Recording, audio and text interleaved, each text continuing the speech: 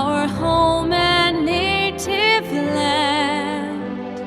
True patriot love in all of us command.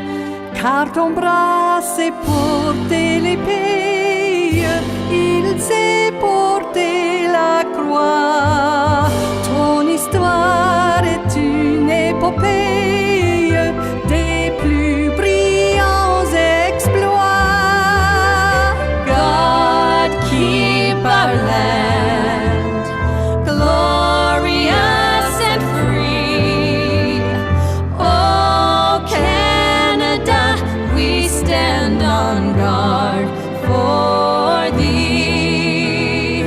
Oh Canada, we stand on guard for thee.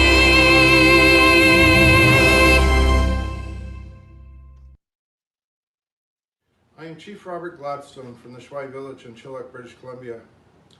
In solidarity with my brother Bilal Chima and the Muslim brothers and sisters, I'd like to share a few words in a prayer song. January 29th marks 4 years since the senseless shooting of the Islamic Cultural Center of Quebec City. Many were left mourning as we tried to reconcile how such hatred existed in the world, where someone would take innocent people's lives. There were fathers, brothers, sons, grandparents, neighbors, and friends. Today, communities across cultures in the country remember those who lost those they loved and families that have been torn apart by this act of cowardice and violence. Families lost people they loved, and their lives have and will never be the same. No matter what our own identities, formed by religion, gender, race, nationality, or culture, underneath all of this, we all are humans. We all hope for the same things. We hope for a warm home, a family and friends, a community where we feel safe. I send you this message, and I share with you folks a prayer song, if I may. A prayer song from the Fraser Valley. Hey, hey, hey, hi, yeah.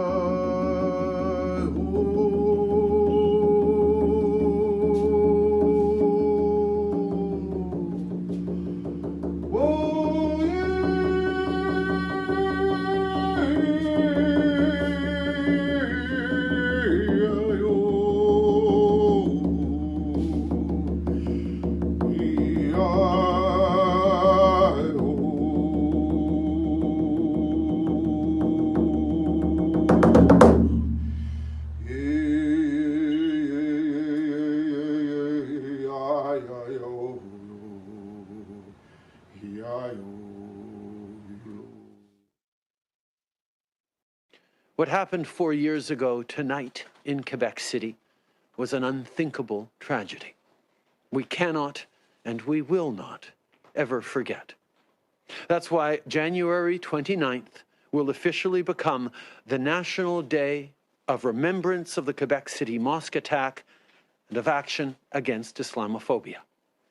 Le 29 janvier deviendra officiellement la journée nationale de commémoration de l'attentat à la mosquée de Québec et d'action contre l'islamophobie. Every year on this day, we will honor the victims and we will recommit ourselves to fighting the discrimination and hate that took them from us.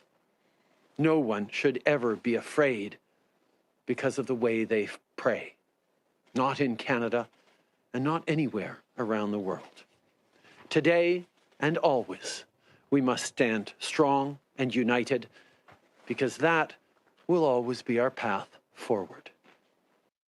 Hello, I'm Mayor Kennedy Stewart, and it's my privilege to acknowledge the Day of Remembrance and Action on Islamophobia on behalf of my council colleagues from the unceded homelands of the Musqueam, Squamish, and Tsleil-Waututh people. Last year, Council passed a motion that the Day of Remembrance and Action on Islamophobia would become one of Vancouver's official observances, which would be marked each year on January 29th. This year, we commemorate the 4th anniversary of the Quebec shootings, where a white gunman entered the Islamic Cultural Center Mosque in Quebec City and opened fire on dozens of Muslim worshippers. By the time the shooting had ended, 6 people had been tragically killed and 19 more injured. The purpose of this day is to serve as an official commemoration of the victims and their loved ones and to promote awareness and education about Islamophobia.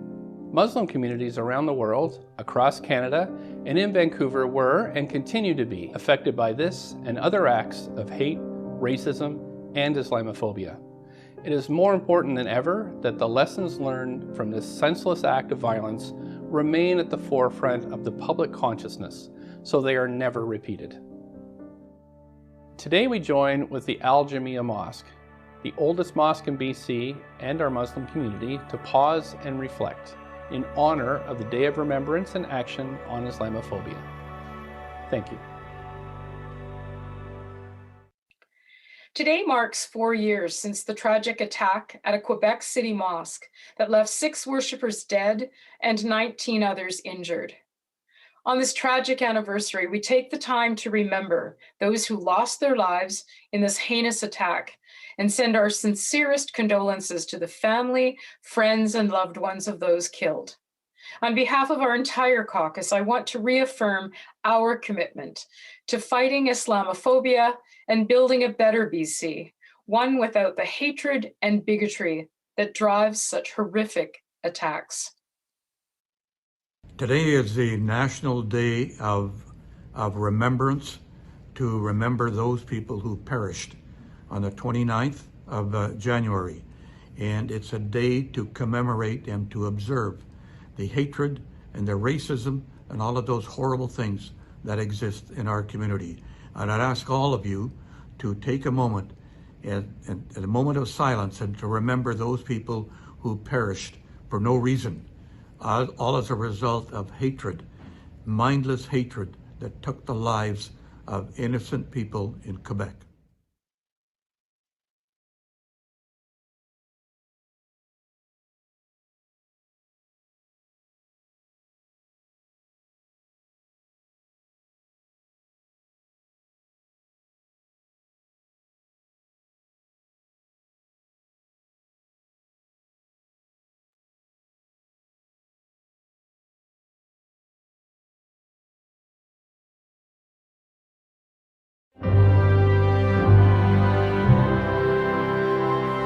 Oh, Canada, our home and native land, true patriot love in all of us command.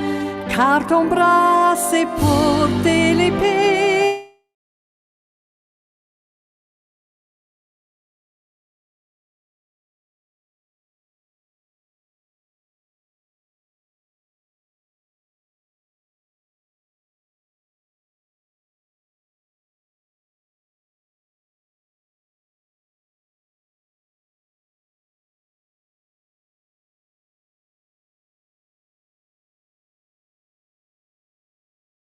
For thee, oh Canada, we stand on guard for thee.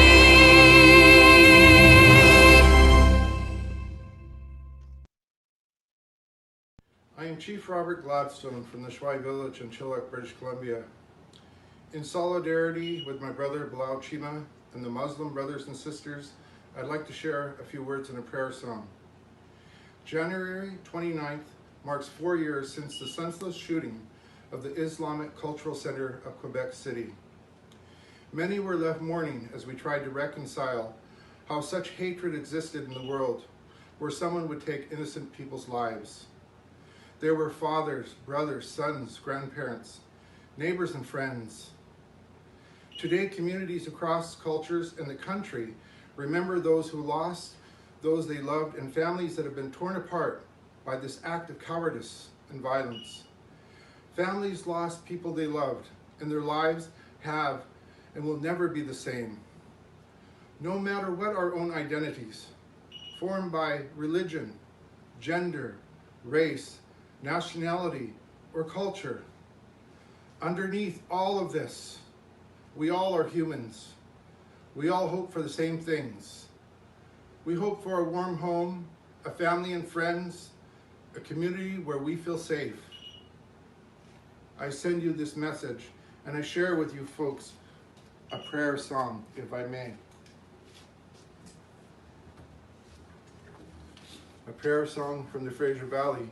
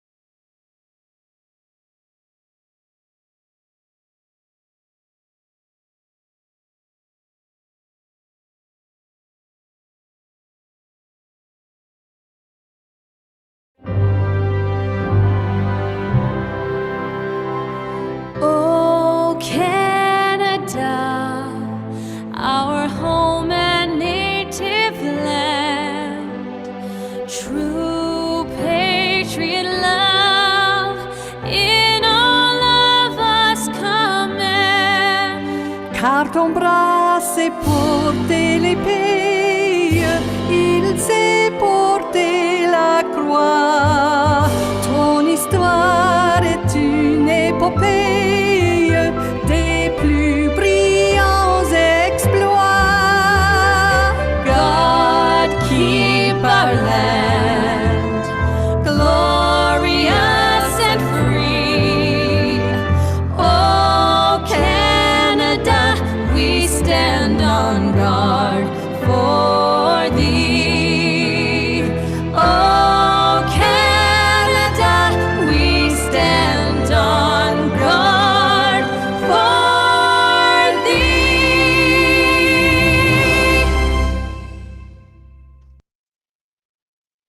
I am Chief Robert Gladstone from the Chagger Village in Chilliwack, British Columbia. In solidarity with my brother Bilal Chima and the Muslim brothers and sisters, I'd like to share a few words in a prayer song. January 29th marks 4 years since the senseless shooting of the Islamic Cultural Center of Quebec City. Many were left mourning as we tried to reconcile how such hatred existed in the world, where someone would take innocent people's lives. There were fathers, brothers, sons, grandparents, neighbors, and friends. Today, communities across cultures in the country remember those who lost those they loved and families that have been torn apart by this act of cowardice and violence. Families lost people they loved, and their lives have and will never be the same. No matter what our own identities, formed by religion, gender, race, nationality, or culture, underneath all of this, we all are humans. We all hope for the same things. We hope for a warm home, a family and friends, a community where we feel safe. I send you this message, and I share with you folks a prayer song, if I may. A prayer song from the Fraser Valley. Hey, hey, hey, hi.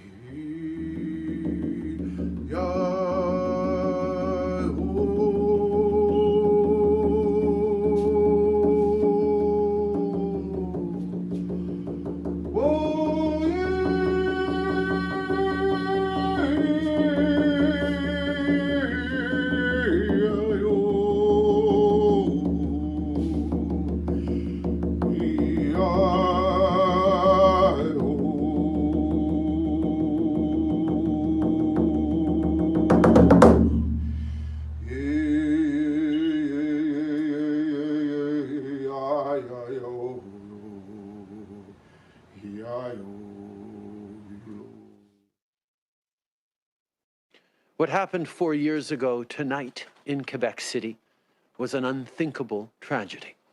We cannot and we will not ever forget. That's why January 29th will officially become the National Day of Remembrance of the Quebec City Mosque attack and of action against Islamophobia. Le 29 janvier deviendra officiellement la journée nationale de commémoration de l'attentat à la mosquée de Québec et d'action contre l'islamophobie. Every year on this day, we will honor the victims and we will recommit ourselves to fighting the discrimination and hate that took them from us. No one should ever be afraid because of the way they pray, not in Canada and not anywhere around the world. Today and always, we must stand strong and united because that will always be our path forward. Hello, I'm Mayor Kennedy Stewart, and it's my privilege to acknowledge the Day of Remembrance and Action on Islamophobia on behalf of my council colleagues from the unceded homelands of the Musqueam, Squamish, and Tsleil-Waututh people. Last year, Council passed a motion that the Day of Remembrance and Action on Islamophobia would become one of Vancouver's official observances, which would be marked each year on January 29th. This year, we commemorate the 4th anniversary of the Quebec shootings, where a white gunman entered the Islamic Cultural Center Mosque in Quebec City and opened fire on dozens of Muslim worshippers. By the time the shooting had ended, 6 people had been tragically killed and 19 more injured. The purpose of this day is to serve as an official commemoration of the victims and their loved ones and to promote awareness and education about Islamophobia. Muslim communities around the world, across Canada, and in Vancouver were and continue to be affected by this and other acts of hate, racism, and Islamophobia. It is more important than ever that the lessons learned from this senseless act of violence remain at the forefront of the public consciousness so they are never repeated. Today we join with the Al Jamia Mosque, the oldest mosque in BC and our Muslim community, to pause and reflect in honor of the Day of Remembrance and Action on Islamophobia. Thank you.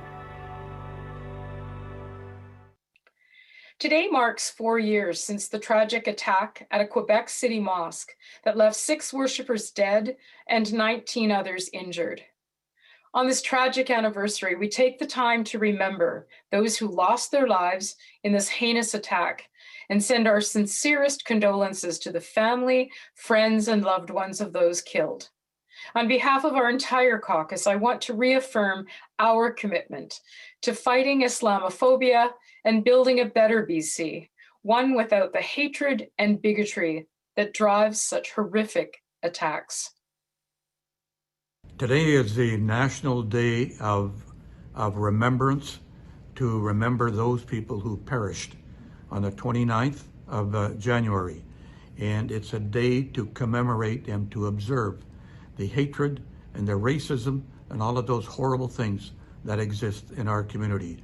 And I'd ask all of you to take a moment, a moment of silence, and to remember those people who perished for no reason, all as a result of hatred, mindless hatred that took the lives of innocent people in Quebec.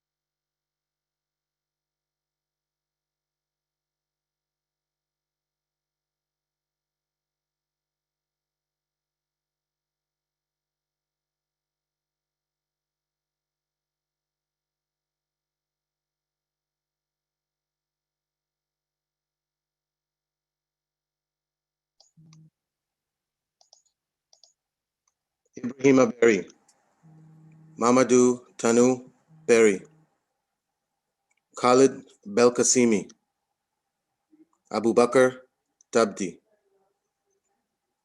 Abdul Karim Hassan, Azadin Sufyan. We will never forget these names. We can't. We will remember.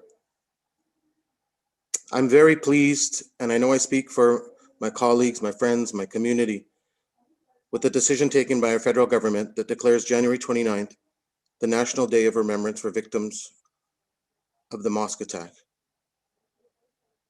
Just like any other night, on this cold January evening, 4 years ago, just before 8 p.m., these brothers, along with 47 others, had gathered at their mosque in the Saint Foy neighborhood of Quebec City for their final obligatory prayer of that day. They came to submit to their Lord in prayer. Little did the six know that they would forever leave this world behind. A halal grocery store owner, a professor at University Laval, 3 civil servants, and a pharmacy worker. They were Canadians. They became martyrs while observing the most sacred and beloved acts of their Creator, the Salah. 19 others would be injured that night, many more lives forever altered. Why? This person was motivated by a visceral hatred for Muslim immigrants. That's what the judge said. How much hate can one have that would lead him, her, them to carry out an attack this way, savagely shooting defenseless and innocent humans, all primary breadwinners for their family? For what? Because they choose to love and submit to their Creator. We remember, we will never forget. We pray for the deceased and the broken families left behind. We gather to remember, keep their memories alive, bring attention to the very real problems and consequences of unchecked racial hatred, bigotry, and racism. We are in this together. We are one when combating this societal menace. Our lives may be disturbed by the current pandemic. It's unfortunate we can't gather in person. We hope to do just that next year, as we did last year, and every year after that, to remember these fallen martyrs and through them, other Canadian victims of terror. But tonight, we are joined by friends from all levels of government, law enforcement, and community to share in this remembrance. I welcome you here to this virtual remembrance on behalf of Islam Unraveled, a grassroots organization dedicated to bridging gaps between all faith groups, and through this process, explain Islam and its beauty at a pace that is comfortable for those who want to learn. So welcome. Assalamu alaikum. Peace be upon you. This memorial is being conducted across vast swaths of unceded territory. I speak to you from the unceded territory of the Kwantlen, Katzie, and Semiahmoo First Nations. We have many acknowledgements and thanks to share. Haroon and I will share these throughout the evening with you. We apologize in advance if we miss someone. Your microphones will be kept on mute. This is a remembrance, not a press conference. Haroon and I will be available to speak to any members of the press after the conclusion of this formal portion on this meeting portal. I will call on each speaker, and as I do that, our technical teams will open up their respective mics. You have the ability to turn your mics on as well, speakers. Just remember to mute yourself at the conclusion of your time. I would like to call on Hafiz Hamadullah, someone who is memorized the Quran in its entirety, to start off, as is tradition, with the recitation from the holy book, the Quran. Hafiz Hamadullah.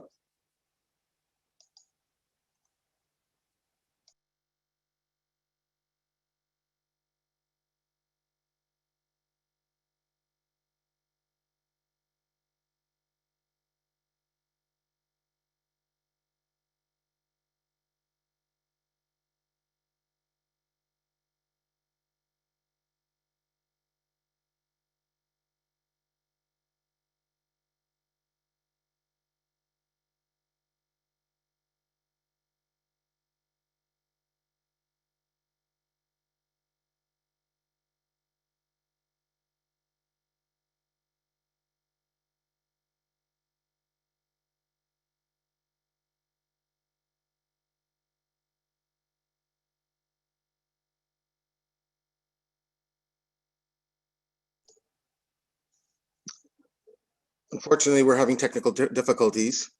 I can't seem to find Hafiz Hamadullah in this long list of participants. So I'll just say a quick prayer before, and we can start and move on. Bismillahir Rahmanir Rahim. Alhamdulillahi Rabbil Alameen. Ar-Rahmanir Rahim. Maliki Yawmiddin. Iyyaka na'budu wa iyyaka nasta'in. Ihdinas siratal mustaqim. Siratal ladina an'amta alayhim. Ghayril maghdubi alayhim waladdallin. Ameen.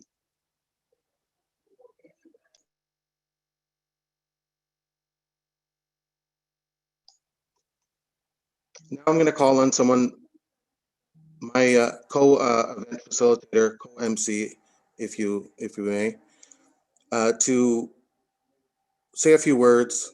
He's going to share some responsibilities with me. This is my older brother, someone that's whose family has sacrificed a lot for the community. Someone who I think is one of the leading caretakers of our oldest mosque in Vancouver, the Al Jamia on West 8th. Many of you have been there. All of you have probably heard of it. Someone that's dedicated his entire life to community and service, my brother Haroon Khan. Thank you, Bilal. Assalamu alaikum, everybody. Peace be unto you. I come to you today from the Al Jamia Masjid, Vancouver. This is the first mosque established in British Columbia in 1963. And as Bilal had noted, my father and many, many people put their hands together and their hearts together to establish this mosque. And for generations, it has been the seat of our spiritual existence here in BC, and with the blessings of God, we have many, many mosques and places of worship here. But today, our mosque, churches, synagogues, temples, mandars, places of assembly are empty due to the COVID-19 pandemic.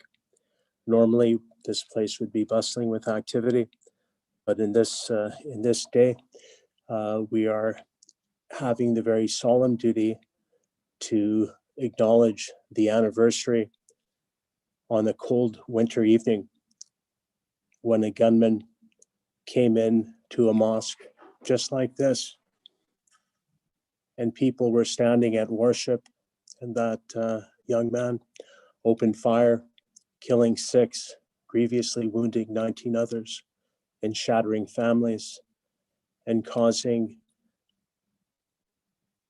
what was really a very emotional time for people across this nation, because how could something like this happen in Canada? How could something like this happen in a peaceful nation? How can something like this happen in a place of worship? It could have happened in your church. It could have happened in your temple. It could have happened in any place, but it happened in a mosque.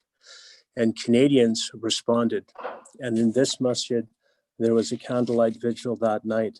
The next day, 1,000 people came. The day after, another 1,000 people came, all coming to bear witness and to really just say that we're all together as a human family, no matter what your race, no matter what your religion is. And this kind of solidarity is what we're marking today. Yesterday, the federal government pronounced that this day will be a national day of mourning from here on in. So we are now living in history. And this history should not be forgotten. Our Jewish brethren who faced the Holocaust, they recently had their Remembrance Day. And we say these same words, these same 2 words: never again should something like this happen to anyone. It's an abomination against the human spirit. But the reality is these things do happen. And we must be vigilant, we must be strong, and we must be united to ensure that something like this never happens again. Now, my dear respected brothers and sisters, we are going to have a number of speakers that will be joining us, but I would like to acknowledge the names of the 6 who were killed in their mosque. Azzuddin Sufyan, Khalid Belkacemi, Ibrahima Bari, Abu Bakr Tatbi, Abdul Karim Hussain, and Mamadou Tanhu Bari died in this gruesome attack. 19 were injured, and again, Many families were shattered. I wear this green square today to mark this occasion, and we encourage you to do the same as this program continues. So with that, we do have our speakers who will be speaking. So Boyle, if you would like to come with the first speaker, and then we will commence the program. Thank you.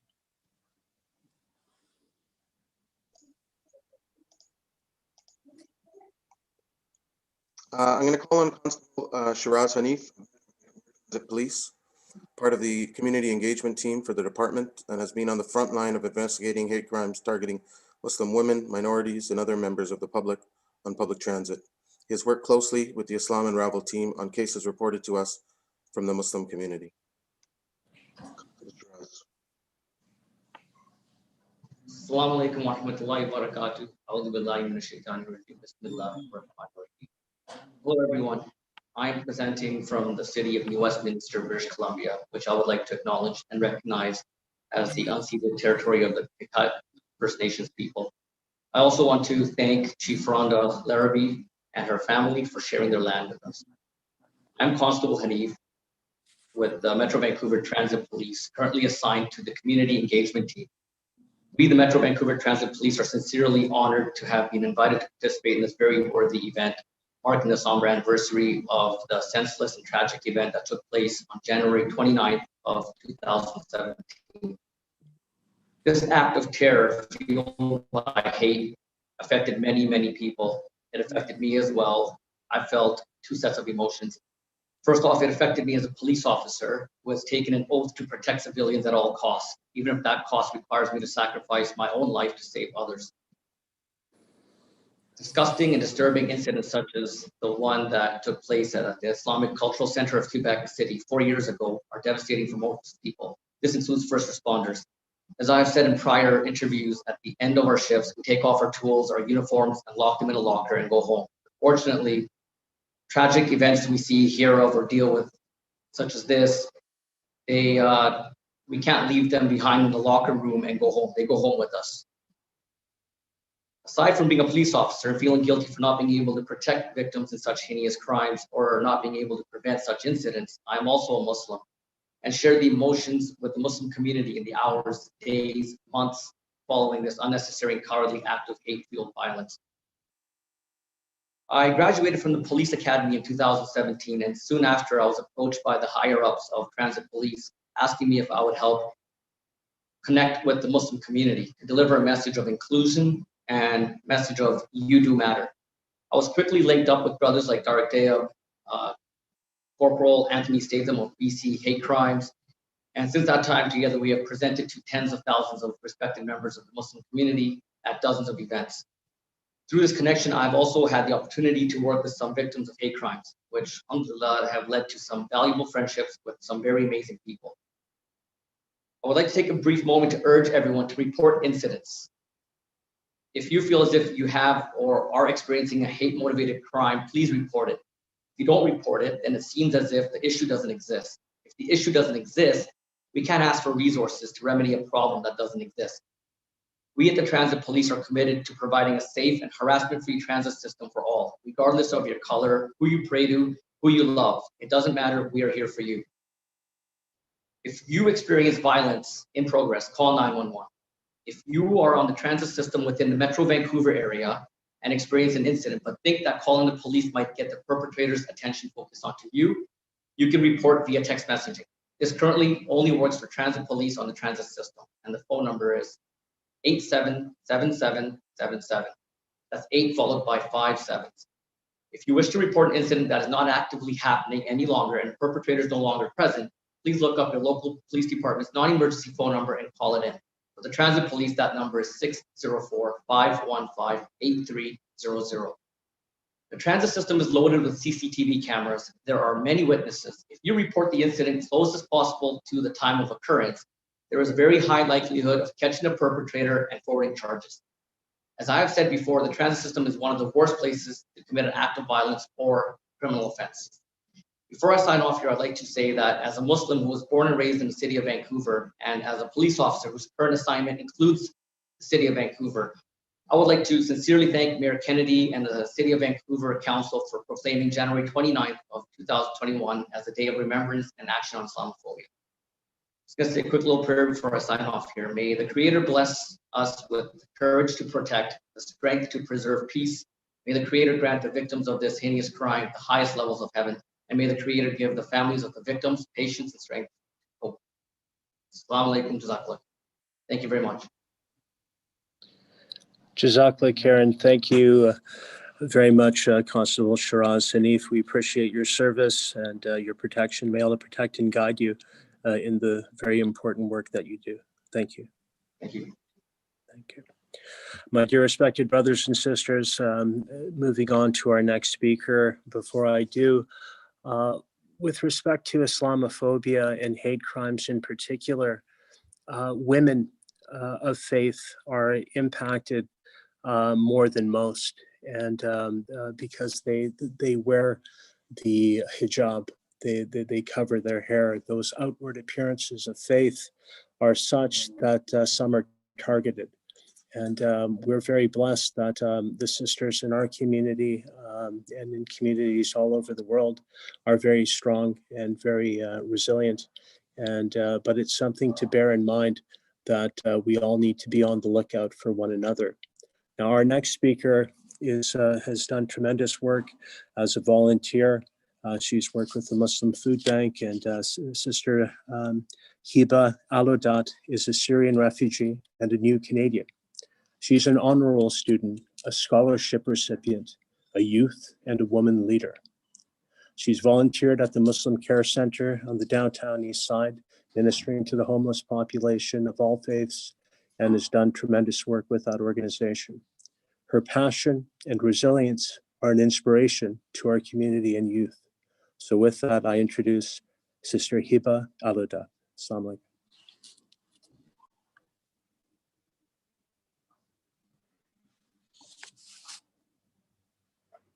Sister, you can start. You can unmute yourself on your phone. Okay, thank you. Okay, thank you. Assalamu alaikum, everyone. Thank you Wa for alaikum. attending this event. I'll be sharing some of my personal experiences with you all. Now, I remember when I first came here 5 years ago, I never imagined that what I saw in the media toward Muslim women would happen to me in my own neighborhood, which is the place I felt secure in after fleeing Syria only looking for safety. I recently realized that racist people are not only the ignorant ones who need to be educated, but even the people who have the best education can also have the same disease. As I'm attending college, I encountered a biased professor who enjoyed presenting Islam in a negative and misleading way. On the other hand, there are many people who claim that they want to rescue Muslim women from their religion. But do Muslim women need saving?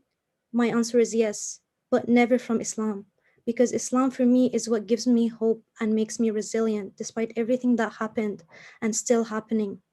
Yes, we need saving from the people who are full of hate and the people who are spreading that hate towards Muslim and Islam.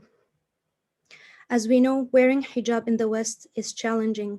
Muslim women represent Islam every time they step out of their house. For me personally, the hijab is a source of power and pride. Now, not all women, especially young girls, have the same ability or strength to face all of this hate that is directed to them just because they are visible Muslims. Many are afraid to practice this beautiful thing that I'm wearing. Many are even afraid to pray outside because it's a risk. Anytime, any moment, someone can come and attack her, whether that's physically or verbally. Now, if you remember what I said at the beginning, I had a personal experience that was very traumatizing and unexpected. A few days before our special celebration that we do each Ramadan, I was attacked on transit in front of my mom.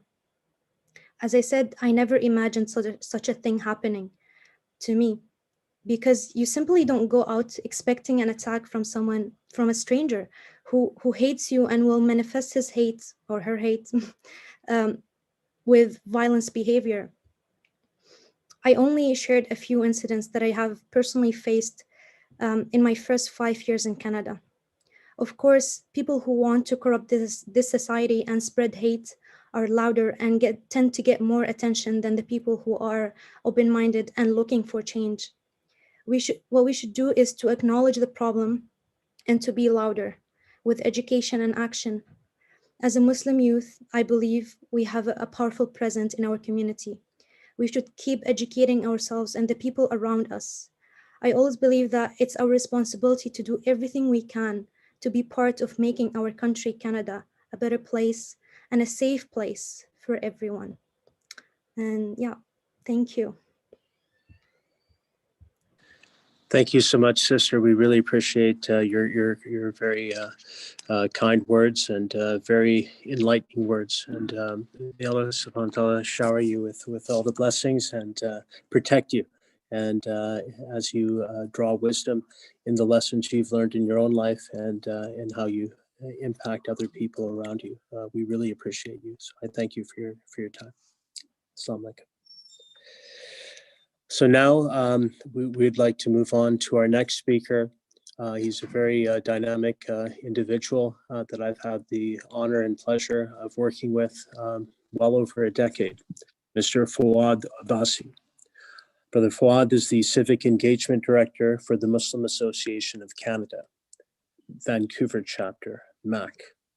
MAC is one of the largest national Muslim organizations serving the Muslim community and general public in Canada.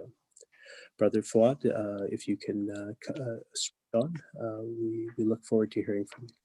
Assalamu alaikum wa rahmatullahi ta'ala wa barakatuh. Am I heard clearly? Yes. Perfect. Start with the supplication, inshallah. Rabbi shrah li sadri wa yassir li amri wa hlul 'uqdatan min lisani yafqahu qawli. Assalamu alaikum wa rahmatullahi ta'ala wa barakatuh. I greet you with the greeting of Islam, which is peace be upon you. It gives me great pleasure to join with you in commemorating and remembering the lost lives of our brothers, of our Canadian loved ones, amongst distinguished guests, speakers, and people in the public at large. A quick introduction about MAC, which is the Muslim Association of Canada. It is a charitable nonprofit organization, a grassroots social movement that introduces and provides services and programs for holistic education and personal development for Canadian Muslims. MAC also has a national reach with chapters in 13 cities, 18 mosques, 9 schools, full-time schools that is, and 20 weekend schools as well, in addition to 4 daycares. In sum, MAC has a national reach, and it has fostered the development of individuals in the Canadian community so that we stay integrated, although distinct as Muslims within the fabric of Canada and the mosaic fabric of Canada. You all heard the atrocity that happened. Our heart and souls and minds go out to the loved ones that we have lost, the lives that were senselessly killed, the families that are left to pick up the pieces, the children in hurt, in mourning. As a father of 2 kids, I can only fathom what these families are going through. I can absolutely not put myself in their shoe to have an iota or a glimpse of what they're feeling right now, even after 4 years. Also, it is a reminder for us that this hate, that this act of violence and terrorism that actually occurred was driven by none other than hate. So there's an opportunity for us to look at remediating these problems within our communities. And as Brother Harun had said, it is unfathomable that something like this could happen in Canada, such a peaceful country.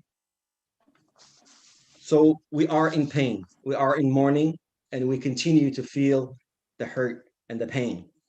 Since the atrocity, something that we'd like to highlight is that hate groups in Canada have only grown in size and influence, and the rising of the tide of white supremacy movement in our nation continues to be unabated.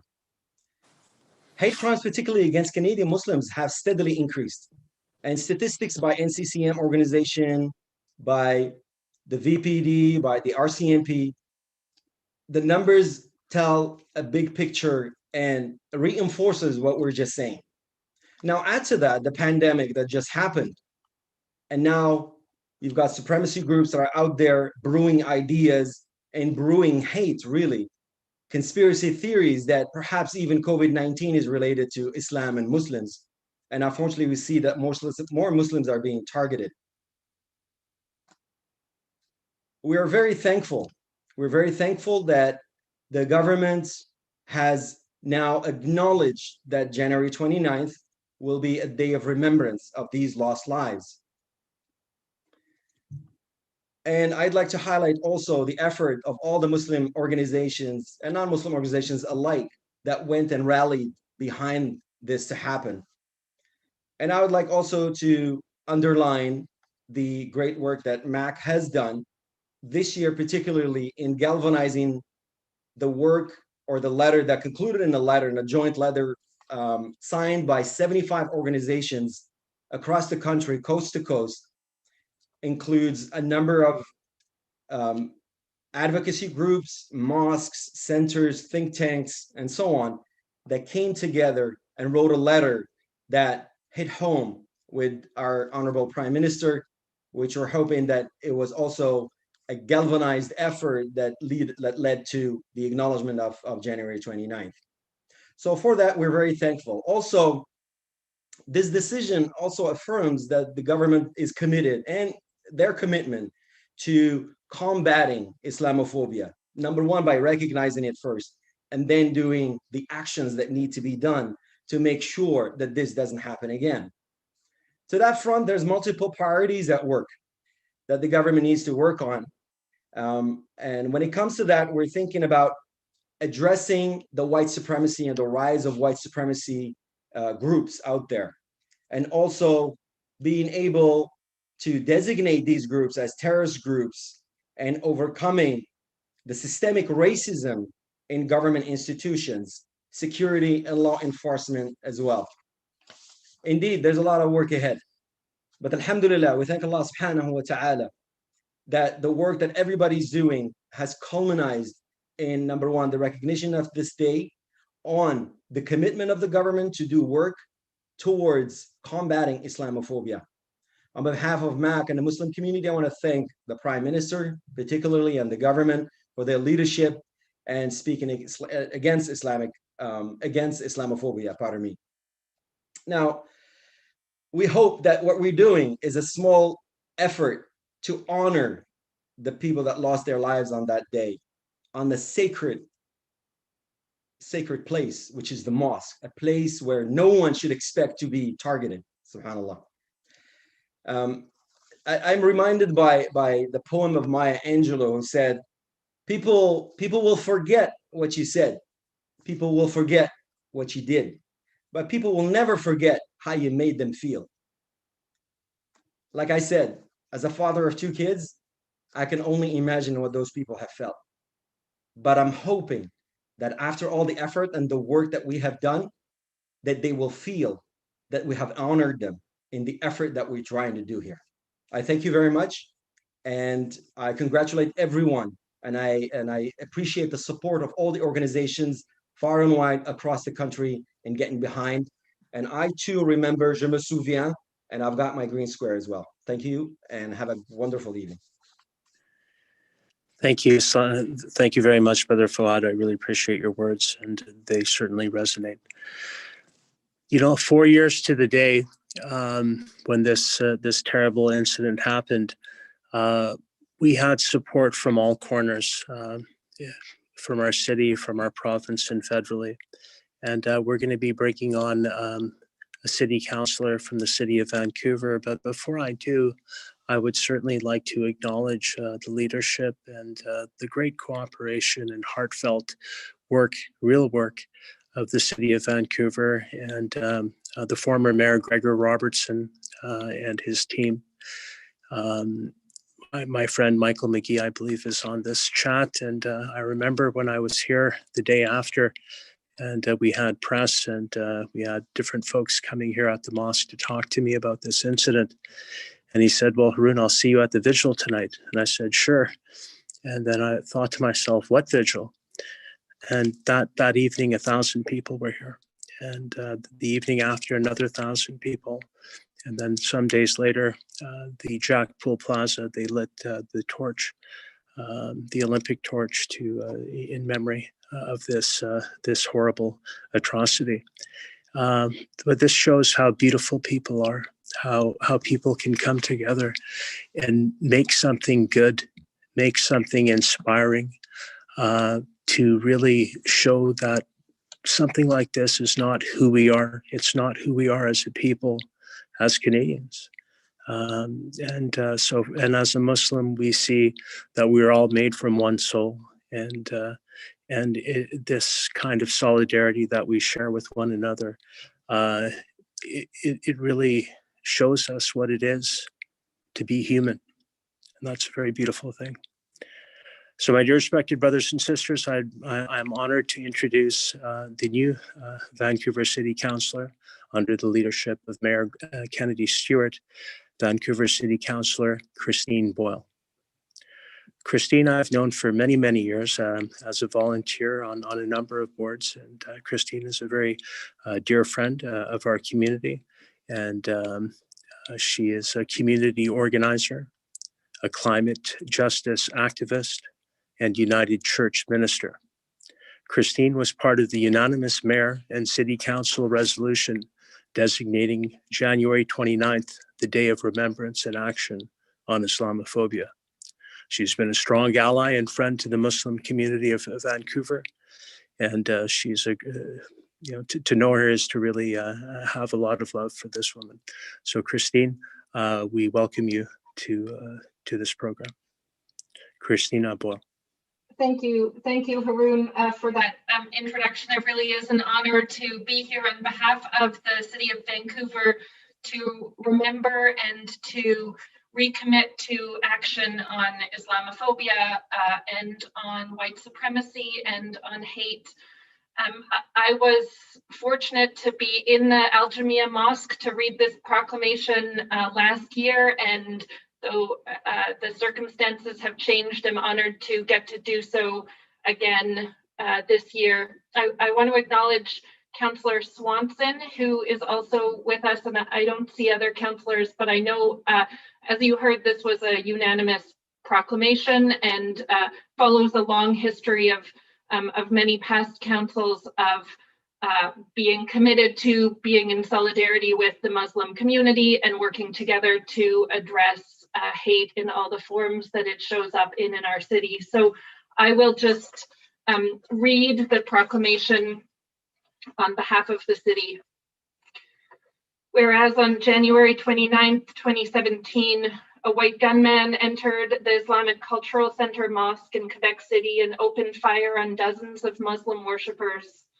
And whereas by the time the shooting had ended, 6 people had been tragically killed and 19 more were injured. Ibrahima Berry, Mamadou Tanu Berry, Khalid Belkacema, Abdubakar Thabdi, Elda Karim Hazani, and Azadid Sufini lost their lives that night. And whereas Muslim communities across Canada were and continue to be affected by this and other acts of hate, racism, white supremacy, and Islamophobia, including the anti-Islam rally that had been planned for August 19th, 2017 outside Vancouver City Hall. And whereas to commemorate January 29th, Muslim communities in Vancouver have held vigils, discussions, and other events, including an annual vigil during evening prayers at the Vancouver Al Jamia Mosque on 8th Avenue, which is the oldest mosque in BC. And whereas the cities of Toronto, Mississauga, Brampton, Markham, Hamilton, and Windsor have all designated January 29th as a day of remembrance and action on Islamophobia, many municipalities across Canada commemorate the events of January 29th with their Muslim community partners, and that day has now been recognized federally. Now, therefore, I, Christine Boyle, on behalf of Mayor Stewart, do hereby proclaim January 29th, 2021 as a day of remembrance and action on Islamophobia in the city of Vancouver. Thank you for this time. It is an honor to be with you on this somber occasion and to recommit to action. Assalamu alaikum. Thank you, Haroon. Wa alaikum assalam. Thank you, Christine. We appreciate you, and we appreciate Vancouver City Council and the Mayor for all the great work that you continue to do, not just for our community, but for all communities. Again, thank you so much. Thank you. My dear respected brothers and sisters, we're going to be now bringing on a member of the Legislative Assembly. But before I do, 4 years ago, again, to the day, all levels of government really came together to go and commemorate this thing and to really accommodate the people who stood and gathered in solidarity in vast numbers. And so I would like to thank the previous Premier, Christy Clark, and the provincial government at that time for assisting in ensuring that the occasion was marked in safety and remembrance. So I'm very, very honored to introduce a woman from Surrey serving as an MLA for the NDP government under Premier John Horgan. She acts as the Parliamentary Secretary for Anti-Racism Initiatives. Member MLA Rachna Singh. Sister Rachna was elected as the MLA for Surrey Green Timbers in 2017. She is the convener of the special committee to appoint a police complaint commissioner in her role as MLA. She's been serving her community and the citizens of BC for many years. And I've personally know her and her husband for many years as well. And they've done tremendous things for the community. And as a sitting MLA, she's always available, always there, and always ready with a great smile. So Sister Rachna, we welcome you to this program. Assalamu alaikum. Thank you, Haroon Bhai and Bilal Bhai for your warm welcome. I'm so grateful to be speaking to you from the shared traditional territories of the Semiahmoo, Katsi, Kwi-Ketlem, Kwantlen, Kikite, and Swasan First Nations. And I'm honored to be joining you today to this event to mark the National Day of Remembrance of the Quebec Mosque attack and action against Islamophobia. I'm also joined today by a number of my colleagues. George Heyman is here, Nikki Sharma, Bowen Ma, Rona Ray Leonard, Nick Simons, Henry Yao, Harry Vance, Minister Harry Vance, Jagru Brar, Ginny Sims. I hope I haven't missed anybody, but these were the ones I could see on the screen. 4 years ago in Quebec City, 6 people were murdered and many more injured in a place of safety and worship. The lives of their families, friends, and communities changed forever. Our country was changed too. A holy place was violated. This was an attack that not only devastated this country, but shook communities across the world. I remember how I felt on hearing that news. The shock of knowing that a man walked into a sacred space and opened fire on other people just because of their beliefs and their color of skin. I still feel the hurt today, and my heart is with all those who lost a loved one that day, and everyone else who's still impacted by the violent action of hateful individuals who commit Islamophobia acts. Please know that you are not alone. We stand alongside with you in your grief. Diversity and equality are part of who we are as British Columbians and as Canadians. These are values that so many of us hold close in our daily lives. Yet 4 years ago, the act of terrorism showed us what happens when we lose sight of these things and let hatred and violence guide us. As we come together in mourning on the day, we must reaffirm our commitment to stand against racism, violence, and discrimination. It is this commitment that is driving my work as BC's Parliamentary Secretary for Anti-Racism Initiatives. In this role, I will lead the work on introducing BC's first anti-racism legislation and a better approach to data collection to ensure that we are supporting all British Columbians in a way that is fair and equitable, regardless of our race, faith, or skin color. While these are decisions made by our government, it's important to recognize the years of advocacy and grassroots organizing that has led us to this point. Education is a powerful tool in the fight for equity and equality. By learning to identify the language of racism and oppression, we can better respond to discrimination in our communities. But this isn't only about language.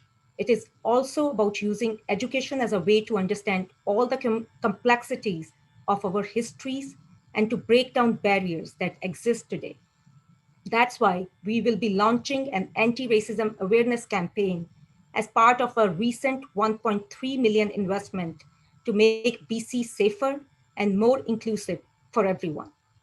And we have expanded the Resilience BC Anti-Racism Network and increased support for community projects focused on addressing racism and hate across the province. We cannot do this alone. I am grateful to all the advocates, stakeholders, and organizations who stood alongside us in this fight against racism and hate. It is their dedication and hard work that has led us to this point. As we grow as a society, we get to know each other and understand the culture, beliefs, and ancestry of people in our communities. At a time when Islamophobia, hate, and bigotry are ever present here at home and around the world, it takes all our voices to challenge racist acts, condemn hate speech, and stand up for a more equitable society. Now is the time to come together to build a stronger province and stronger communities.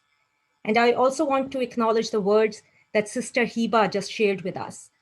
The pain that you felt, sister, I just don't even have the words to explain that. But I want to tell you that you are not alone in this. We are standing with you and we will fight racism, not just today, but every day. Thank you. Thank you, Sister Rachna. We really appreciate your very powerful words. It's very well taken. Thank you so much, and we really appreciate all the work you do for all communities, for us all standing together. Thank you. We're going to be bringing a representative of the Vancouver Police Department. And again, I flash back to that day when this happened. And there was a real climate of apprehension, caution, and fear. Would our mosque be attacked? There were threats against this mosque. There were threats to other mosques. To actually feel unsafe in a place where you should feel the safest in your place of worship is not a good feeling. And to assuage that, we were engaged right from the moment this happened by representatives of the VPD, the RCMP, and other security agencies. And the Vancouver Police Department, under the leadership of Chief Adam Palmer, Deputy Chief George Chu, and our next speaker, Jacquie Abbot, Detective Constable, who is working very diligently as a hate crimes investigator with the Vancouver Police Department. I'd just like to acknowledge the long-standing working relationship with our mosque and mosques all over, with Islam Unraveled, with the many outreach programs that have been done across the city and across this province.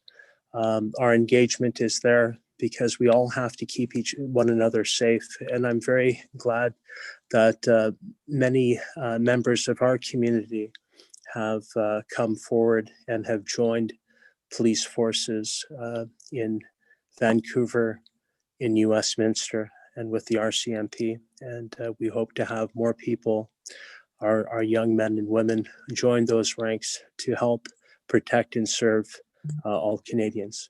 And of course, the Metro Vancouver Transit Police, as ably represented by Constable Shiraz Hanif, we salute you, we thank you, and may the Almighty protect you when you deliver your duty. So we appreciate you very much. And with that, I would now like to bring on Detective Constable Jacquie Abbot to speak on behalf of the Vancouver Police Department.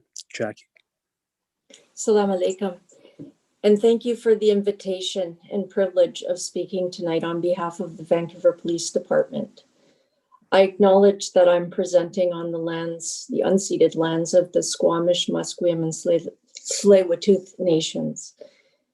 Today, on this important day of remembrance, we gather to honor all those affected by this horrific tragedy, the victims, survivors, community, and fellow Canadians.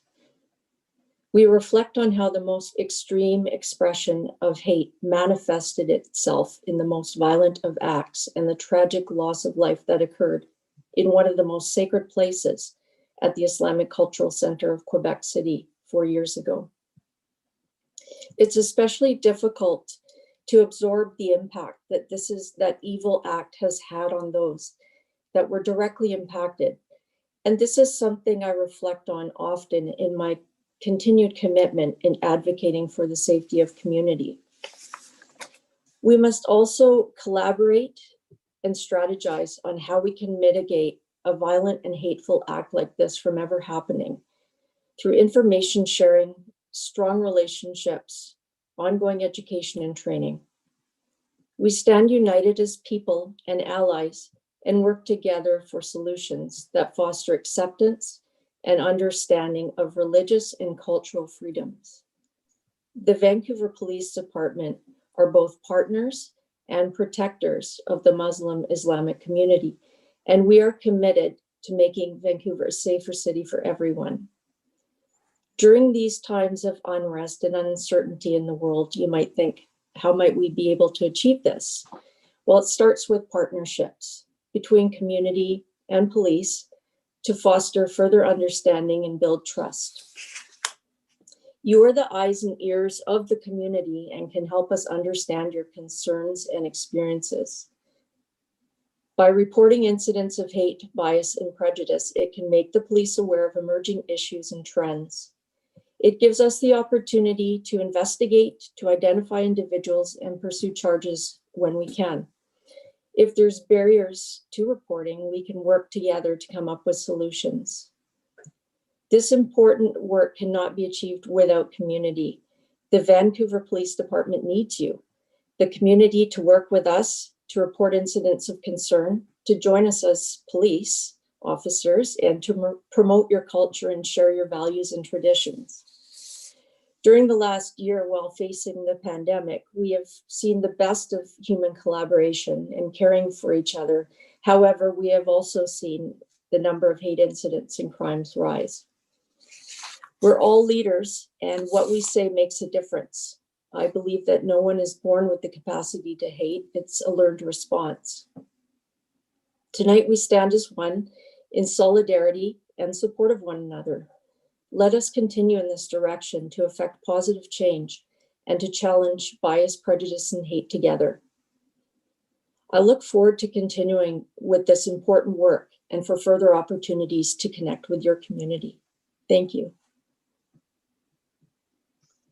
Thank you so much, Detective Constable Abbot. We salute you. We pray for you and your colleagues as you serve and protect, especially during this time, a difficult time for all of us. We have we're about halfway through. Thank you for your patience. If there's anything, recommendations or any suggestions, don't hesitate to write a private chat to myself or to Haroon. We're always open to suggestions. I know this is odd. This is different. It's times like this we want to be together. This is how we breathe life into community. But this is the new reality. We adjust and we move forward, and we pray that this year things get better, and that we're able to connect at some point later on this year. And inshallah, God willing, next year we can be together in person when we commemorate this day. There's a lot of thanks. I know I said that at the outset. I'm going to say a few before we introduce our next speaker. Of course, I want to start with the Right Honourable Justin Trudeau, the Prime Minister of Canada, and also his colleagues in Cabinet, the Honourable Harjit Sajjan, Member of Parliament from Vancouver South, the Honourable Bardish Chagger, the Member of Parliament from Waterloo, and also the Honourable Carla Quattro, the Member of Parliament from Delta. Thank you for being here. I'll also take a moment to acknowledge some other members of Parliament from Ottawa. Randeep Sarai, Member of Parliament for Surrey Centre, a great friend and support to the community. And of course, Suk Dhaliwal, the Member of Parliament for Surrey Newton, and MP Ken Hardy, Fleetwood Port Kells, and also Don Davies from Vancouver Kingsway. Thank you all for joining us. Thank you for being with us. Thank you for taking a little bit of time today to be with us. Thank you. Before we go on, I'll also mention the leaders of all the parties in the legislature. Of course, the Honorable John Horgan. He's been a tremendous source of support to the community, doing a lot of outreach and connections with the community all across the province. Thank you so much. And I also like to thank Sonia First Now, the leader of the Green Party of British Columbia. Thank you for the recent work that you've done to outreach and to learn and to connect with the community.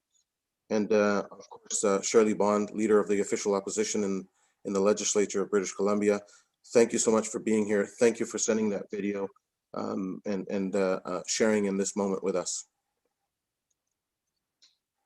So next up, I'd like to introduce someone that I'd like to consider a friend. I'd like to call this person a friend, someone that's been working with us, especially under Islam Unraveled, for a number of years, and always connecting with us, working with us as we develop safety protocols for the different mosques, you know, giving us hints and tips on how to combat folks that come and try to intimidate us during our times of prayer.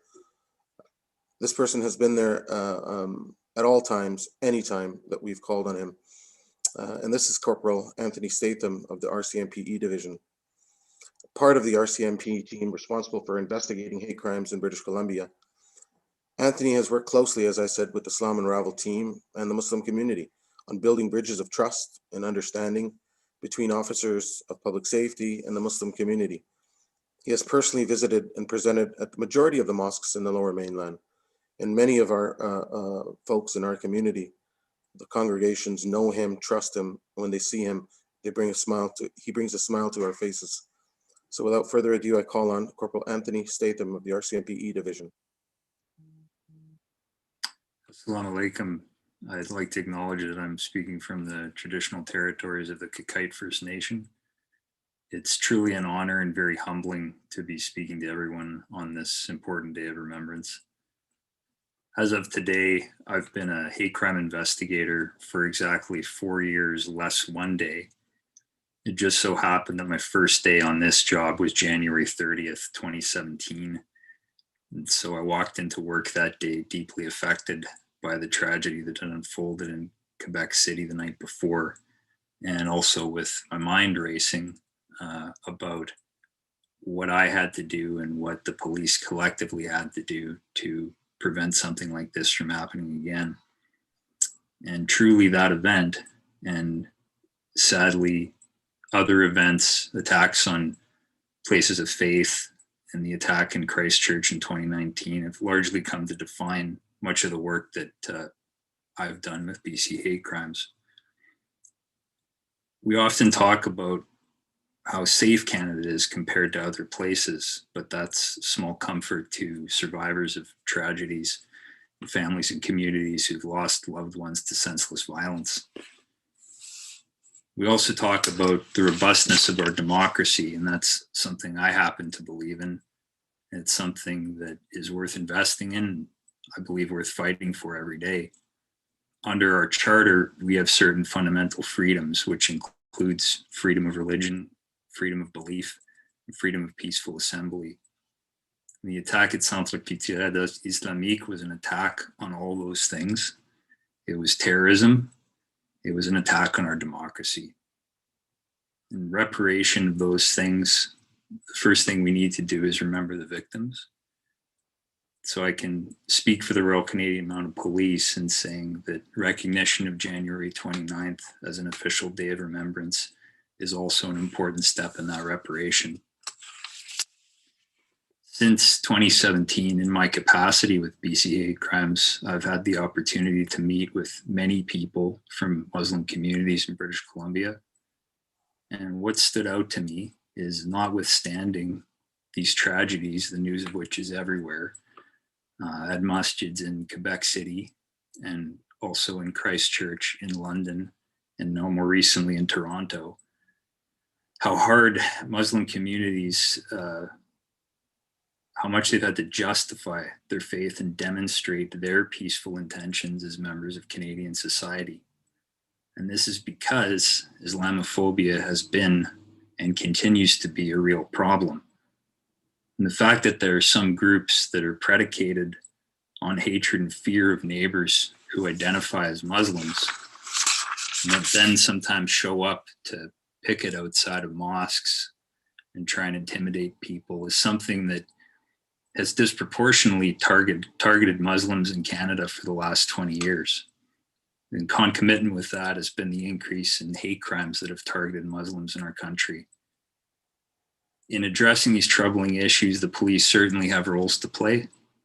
One is in enforcement and prevention. And that's why I'm very pleased that our federal government has equipped the RCMP with more tools that allow us to target violent extremists, with one of the standouts being the addition of 2 right-wing extremist groups to the list of Canada's terrorist entities in 2019. And we expect there'll be more to come. The second thing, and it's probably at the end of the day the most important role, is in community outreach and engagement. And so I'm very grateful for the efforts of organizations like Islam Unraveled in connecting the police with communities and working toward combating Islamophobia, enhancing public safety, and restoring senses of security for all Canadians.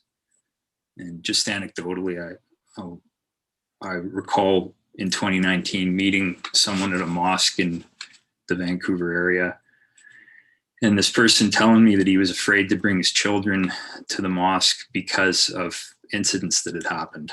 He was afraid for their safety. It's valid, the way he felt. It's heartbreaking too. And the remedies around a problem like that are long-term goals that we all work towards.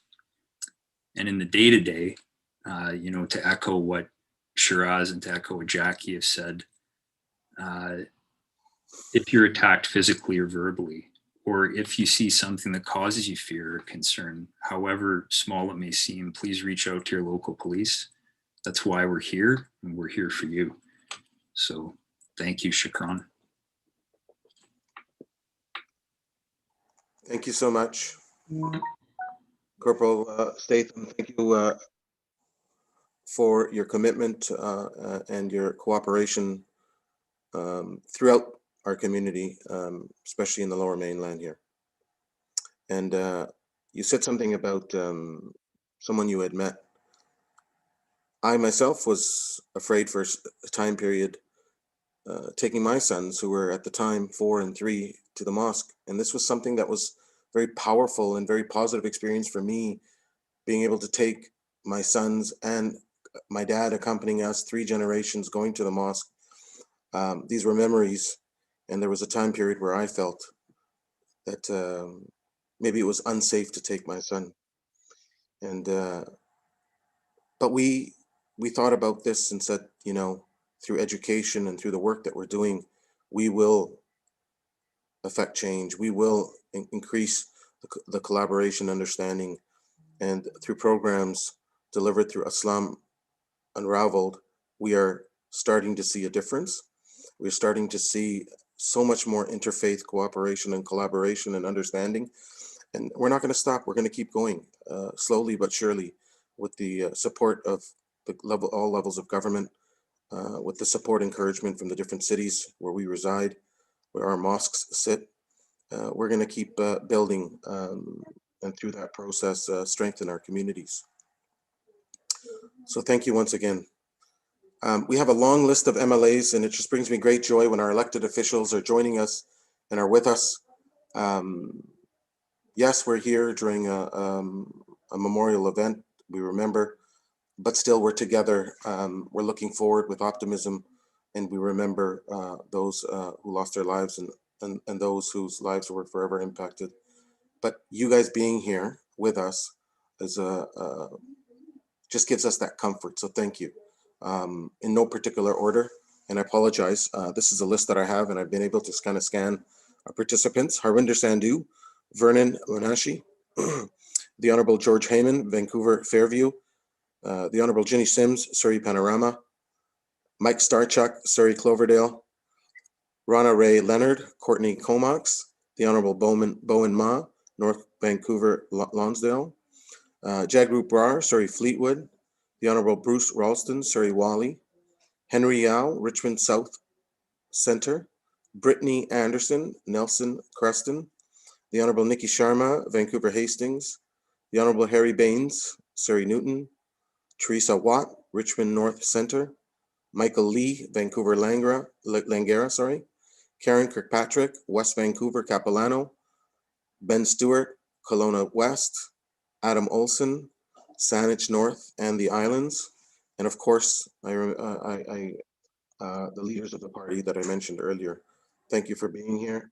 Thank you for being with us during this time. So now's the time that I'd like to bring some of our representatives from the federal government who have joined us this evening. One of the most dynamic young cabinet members, in my opinion, the MP for Waterloo, the Honorable Bardish Chagger, Federal Minister of Diversity, Inclusion and Youth. Minister Chagger has devoted much time to inclusion and community building, from assisting with recreational sports for kids to volunteering with seniors. She is committed to strengthening the bonds of Canadian communities and has spent a lot of time in her community doing this work. Mr. Chagger has also served in cabinet as leader of the government in the House of Commons and as Minister of Small Business and Tourism. I really appreciate you being here. Mr. Chagger, the floor is yours. Hello, everyone. Bonjour à tous. Assalamu alaikum. Brother Bilal Chima, I can't tell you how much I have really enjoyed and appreciated the comments that we are hearing tonight. So I just want to commend you and the entire team. It is clear that you have all worked hard, and it is noted and greatly appreciated.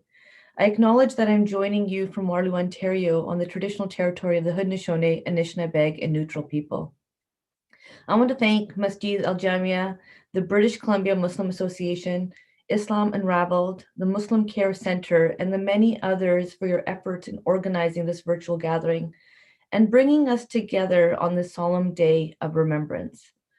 As communities linked by a shared faith, I know you understand the necessity of staying connected, even though circumstances might force us to be physically apart. You have stepped up time after time to support each other, to support all those around you. While there are countless examples to choose from, right now I'm thinking particularly about how the Masjid Al Jamia reached out by publicly broadcasting the call to prayer during the holy month of Ramadan, just so community members could remain connected. And on a day like today, it is crucial that we find ways to come together with love and support. 4 years ago, just after evening prayer at the Grand Mosque of Quebec City, 6 brothers, they were sons, fathers, uncles, friends, community builders.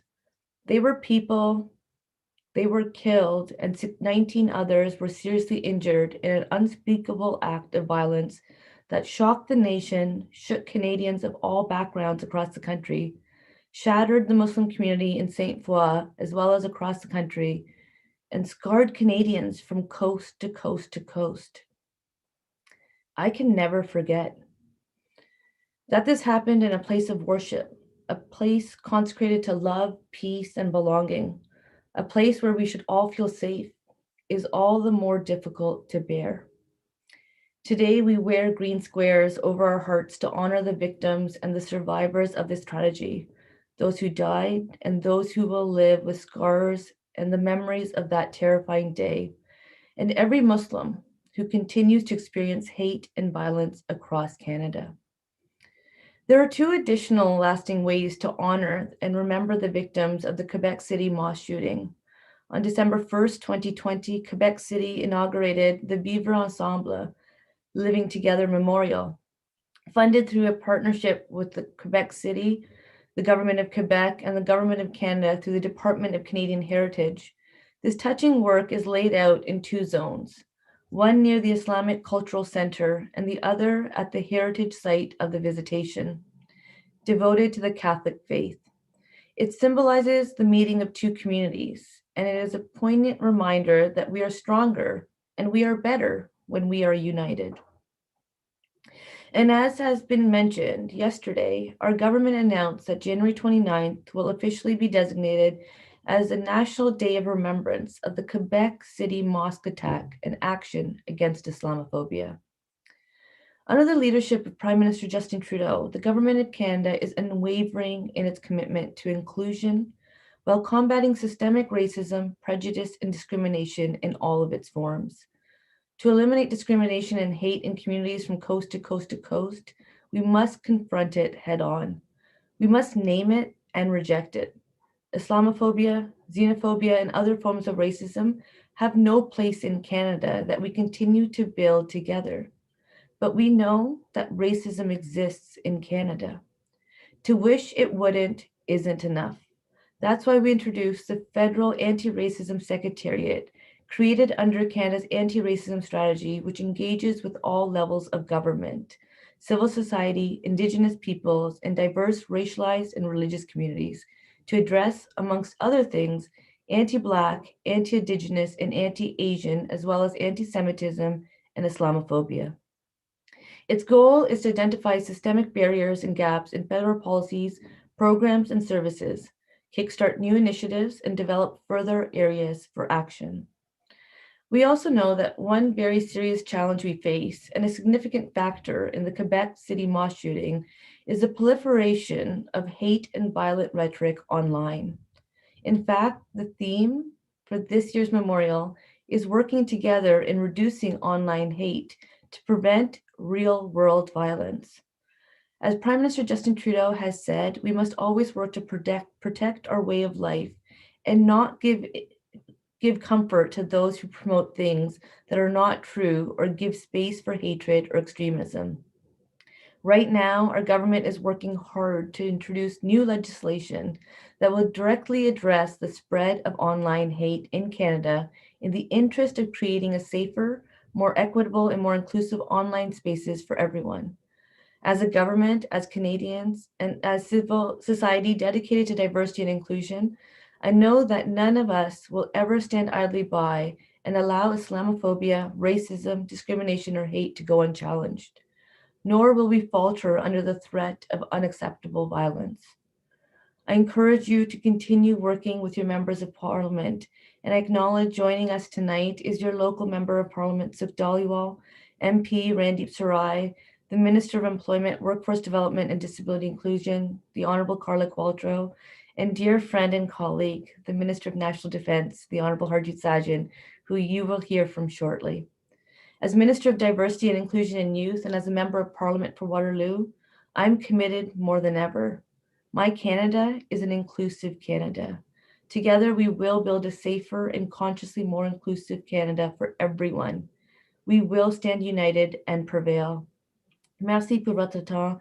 Thank you for having me. Thank you for your leadership. Please keep well and safe and know that we stand with you. Assalamu alaikum. Wa alaikum assalam. Thank you so much, Minister Chagger. Thank you. My Canada is a diverse Canada as well. My Canada is an inclusive Canada as well. And I think everyone here agrees with you when you say those words that are so important. And hearing those words from your federal government is very important, all levels of government. And thank you for all the work that you're doing. Thank you for the efforts that you're making. And thank you for supporting Islam Unraveled and recognizing Islam Unraveled and the work that Islam Unraveled is doing. It's only because of people like you and your officials and your staff that we've been able to do some of the work that we have been doing. So thank you for joining us. I'd like to, before I call on our next speaker, I'd like to take a moment to just recognize some other people. This is important. We have so many people to thank, so many people who support us, so many people who provide well wishes, and just many of you who are here tonight. I just want to recognize.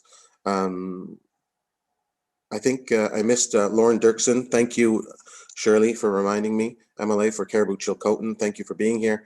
Some special thanks from Islam Unraveled to Chief Ernie Cray, Chiem First Nation, Chief Robert Gladstone from Shwai Village First Nation from the Stolo, Of course, the Mayor of Vancouver, Kennedy Stewart, as Haroon Bhai was said earlier, the City Council of Vancouver, in particular, Councillor Christine Boyle for being here tonight, and Councillor Jane Swanson. Haika Chima, Ministerial Advisor to the Honourable David Eby, Attorney General of BC, Naveen Gurn in the Office of the Premier, Janina Campbell from the Green Party of BC, Marine Chaudhry, BC Green Party, and also Asad Sayed from the BC Green Party, former Vancouver Mayor Gregor Robertson, former City Councillor Jeff Meggs, Wally Opal, our former Attorney General of BC, Garrett Blunt, former RCMP Hate Crimes Division, Chris DeGale, RCMP National Security, Jazzy Bindra, RCMP National Security, Wendy Hawthorne, Metro Vancouver Transit Police, Chief Constable Adam Palmer from the Vancouver Police Department, Chief David Jones from the Metro Vancouver Transit Police, John Brewer, RCMP E Division, Jane Hansen, RCMP E Division, Inspector Suzanne Muir, VPD, Sergeant Val Spicer from the Vancouver Police Department, Constable Darren Ramdor, Vancouver Police Department, Michael Crawford from the BC Association of Social Workers, Salim Spindari from Mosaic, Imtiaz Poput from the Coalition Against Bigotry. Thank you, thank you, thank you. I'd like to introduce our next speaker, Mr. Harjit Sajjan, the Honorable Harjit Sajjan, someone who I call a friend, a brother, someone who is our Minister of National Defense, and someone who's the Member of Parliament for Vancouver South in his second term. Minister Sajjan knows all about serving others. It's a cornerstone of his life. He has served as a former detective with the Vancouver Police Department, a former Lieutenant Colonel with the British Columbia Regiment, and a longtime advocate for youth education and mentorship programs, and a friend to all communities. Welcome, Minister Sajjan. Thank you for joining us. The floor is yours. Assalamu alaikum. Before I begin, I'd like to acknowledge that I am speaking to you today from the unceded territory of the Coast Salish peoples, including the Musqueam, Squamish, and Tsleil-Waututh First Nations. I would also like to thank the Al-Sayyan Education Foundation and the Al-Jamam Masjid and countless volunteers for organizing tonight's memorial to honor the victims and their families of the Quebec City Mosque attack. Thank you to Mufti, Aasim, Bilal, and to Haroon for taking leadership roles to actively fight and address Islamophobia. I would also like to acknowledge my colleagues from the Lower Mainland, Minister Carla Quattro, Member of Parliament Suk Dhaliwal, Ken Hardy, and Randeep Sarai for their engagement with the Muslim community and their continually presence in community partnership and local representation that they always create. I'd also like to thank my colleague and very good friend, Honorable Bardish Chagger, Minister of Diversity, Inclusion, and Youth, for joining us today, all the way from Ontario, in remembrance of a very important day. And thank you for your leadership and your guidance on tackling such difficult issues. As we think about Ibrahim, Mahmoudou, Khalid, Abu Bakr, Abu Del Karhim, and Asdeen, and hold their loved ones in our thoughts, we cannot forget that hatred, bigotry, and Islamophobia has no place in Canada. 6 lives, 6 families are grieving, a country that is in shock. Today is not only about remembrance, it's about action. We need tangible changes, sincere dialogue, concrete steps to build our communities and neighborhoods so that Islamophobia, bigotry, and prejudice do not fester and grow. It's a difficult act to weed out these thoughts and those who inflame them. But we as fellow Canadians and allies, we have a responsibility to fight for this. There isn't one single action that can cause this change. It is slow, it is painful, and it is difficult. Because as we can see today, it is often the victims of these horrific crimes that have to push to keep this dialogue moving, and this can be exhausting. But we are all Canadians, and Canada is home. The diversity in our community, in our country, makes us stronger, but we have to fight for it every single day. Change can seem slow. Eradicating ignorance takes time, and a community coming together and learning together takes effort. Regardless of how long it takes or the effort that will be needed, we will not rest until this visceral hate is eradicated from our society, because we will do this together. Tonight, I see many familiar faces and names who have come together to share in their grief to combat Islamophobia. Whether it is coming to the masjid to pay respects after the Quebec City Mosque attack, or holding a rally at the Vancouver Art Gallery in the wake of the massacre at Christ Church. Time and time again, the community has to come together in the face of violence and hatred. And I see the green squares throughout my screen on the lapels of many of you. This simple act is not only an act of remembrance, it is a pledge to honor and in solidarity with all the victims and their families, a pledge to the 6 women who have lost their partners, a pledge to the 17 children who have lost their fathers, a pledge to Iman, who has been left paralyzed for the rest of his life after this act of terror. Each and every one of us as Canadians have to fight for our friends and for our neighbors, to stand up against Islamophobia whenever and wherever we see it, to call out innuendos, insinuations, and bigotry, and to listen and to learn from each other's experiences. I pledge to do that. We will be there for you as we continue to build a more accepting Canada. Thank you very much. Thank you so much, Minister Sajjan. We're in this for the long run. We're looking forward to building sustainable change. And anytime you talk about change and sustainable change, it's about time and energy and commitment.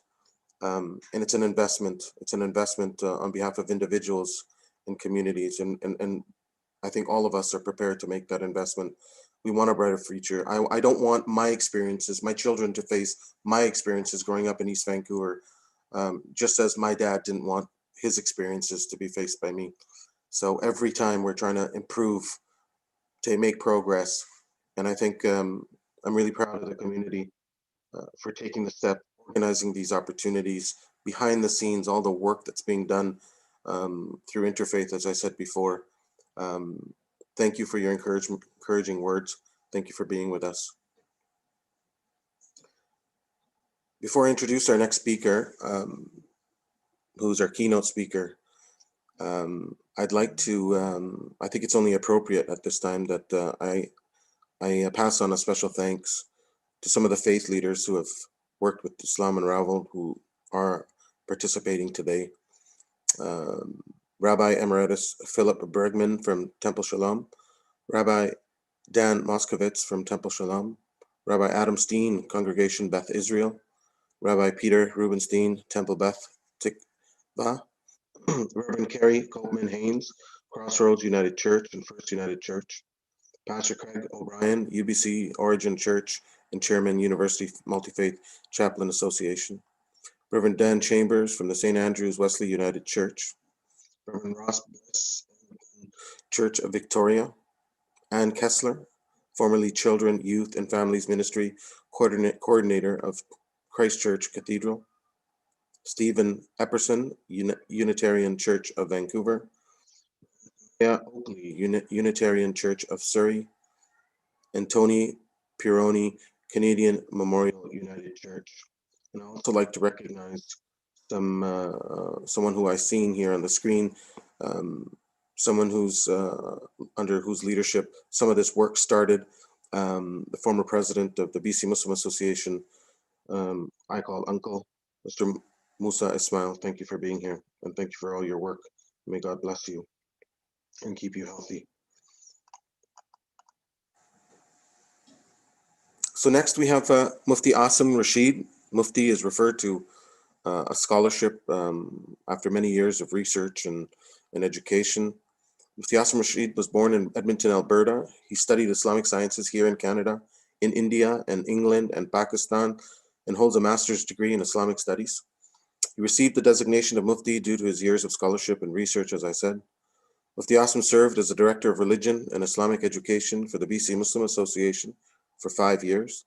He is the founder and director of Ihsan Educational Foundation, and as well as Islam Unraveled. He has been a passionate advocate for community and faith-based engagement and understanding. He never tires. We pray for his health. Without further ado, I would like to welcome Mufti Aasim Rashid. Assalamu alaikum wa rahmatullahi wa barakatuh. Greetings to all of you, and many, many thanks to all of you who have helped in organizing this event. Those of you who have been strategic in the logistics, in the invitations, in putting the program together. And I would like to welcome and express my heartfelt appreciation to all our esteemed guests, our dignitaries, our representatives from the federal, provincial, and municipal governments. Our prayers are with you, and we hope that may you be prosperous and successful in all your endeavors. And may the terms that you are serving for your communities and for our nation, may they bring great khair, great good to all of us, our future generations, and may all of this contribute to the prosperity of our nation. It is indeed heartwarming to see the respect and the dedication that has been presented on this forum, on this occasion. And in fact, I must say, we have been touched since the moment that tragic incident occurred, and our minds were reeling with the repercussions of this, and our hearts were broken, and confusion was completely upon us and had encompassed us. In the midst of all of that, thousands of people came forward. I recall that I was traveling at that time when the incident occurred, and I was in fact south of the border, and immediately the various media outlets started contacting me for a statement, and I hadn't even been fully briefed on what had happened. So the first thing I did was I reached out to my friends in Quebec and asked them, please tell me what is happening, how has it happened, what is the impact? And though I was traveling that same night back to Vancouver, the journey was filled with calls with the press and statements and interviews. And that night, as Brother Haroon mentioned, we got together at Al Jamia Mosque, and we were met by this crowd of people who were just there to show their solidarity, and they were there to express their non-acceptance of this, that we don't accept this. This is not who we are, and we will not allow this to define who we are and what Canada is. And in the moments that followed, beautiful things emerged. Relationships were established. Friendships were founded and built. And as Brother Harun very beautifully explained, it just continued to increase. And it all culminated the next week for us in Vancouver at Jack Pool Plaza, where thousands of people had gathered to express their sorrow and grief, and to express their unity with our community and our brothers and sisters. And it was a powerful display of love. And I can still feel the warmth of those gatherings and those congregations. Under that gentle, wet snow that was falling on us that night, I mentioned a few things to the thousands of people who were so patiently and peacefully gathered. And I would like to repeat some of those things, seeing as this is an event to remember that incident. Whatever happened in the wake of that incident is still very, very fresh in our minds. And I hope this message will be beneficial for all of us. There needs to be, as the Honorable Minister Sajjan mentioned, there needs to be an action plan. On one side, the necessity to express our grief and to remember and reflect. On the other side, an action plan that will make us stronger as a result of this. In light of that, there are some responsibilities that I feel, moral responsibilities, and also responsibilities that fall upon our shoulders just by virtue of being Canadian. The first of those is that we must learn to stand against the oppressor, no matter where that oppressor is from. We are all from diverse ethnic backgrounds. We all have various religious affiliations. We have various and often differing political affiliations and views. Yet we will find that from our ranks, or from those who subscribe to our views or our race or our religion, we will find those who have sentiments of hate and intolerance. So my first request is that we should agree to stand up against the forces of oppression, no matter where they are coming from, and even if they are coming from within our own circles. Our love for and our dedication to justice and peace and the security of our communities and nation should and must supersede our desire to protect those who share our affiliations. The Quran mentions this very clearly. It tells the Muslims to stand firm, kunu qawwameen, to stand firm as those who testify for the truth. In one verse of the Quran, it mentions that even if it has to be against your own people, if your own people are acting unjustly or in a tyrannous fashion, then you must be from those who stand up against them. In another verse with a similar theme, the Quran says that do not allow your dislike for other people. وَلَا يَجْرِمَنَّكُمْ شَنَآنُ قَوْمٍ عَلَىٰ أَلَّا تَعْدِلُوا. You may get along with some people and you may find differences with others and not be able to get along with them. However, at no point must your dislike for someone lead you to act oppressively or unjustly. If we can decide upon this as a nation, that anyone who threatens the security of our country, who threatens the harmony of our communities, who threatens the well-being of our families and our future progenies, we will stand up against those forces. We will not give them a voice. We will not give them a place. We will not give them the leeway to go about and carry out destructive acts. We will not allow this. If we can agree to this, then this by itself is a great victory. I'm reminded of a prophetic teaching, a saying of the Prophet Muhammad sallallahu alaihi wasallam. where he said, "Unsur akhaka zaliman aw mazluman." Help your brother, whether he is oppressing or he is oppressed, whether he is an oppressor or he is the oppressed. So the companions asked, "O Prophet, we can see ourselves helping someone who is oppressed, but how would we help someone who is the oppressor?" And that's where he delivered his message. He says, the way to help the oppressor is to stop him from his oppression.